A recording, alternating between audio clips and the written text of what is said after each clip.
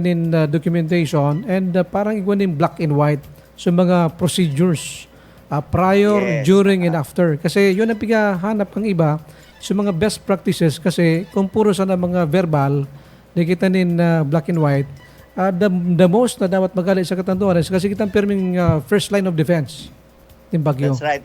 And other PLGUs can learn from our experience, Yes. Tabi, Sir Ferds, Mhm. in the same way that we also copy the best practices of other PLGUs in other concerns. No? So, yan ang saro na piagibutangon yan, and nahiling ta na very effective man ang approach na arog ka iyan.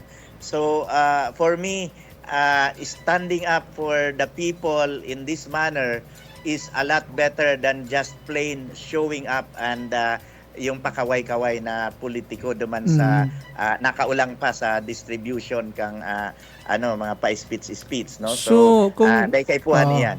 Actually, diyan nagsikat si former Governor Joey Salceda. So, climate change. So, response nila diyan sa bagyo and sa bulkan na document yung kaya imbitaran siya international. And siguro kung mag-ibo yun sa Catanduanes, kita man na magiging reference ng mga pag-response tabi Gob. Yes, but more than that, ang pinaka-importante sa tuya is talagang maipadara direkta ang tabang sa mga kahimanwata na nangangaipo. And we have been very decisive in doing this.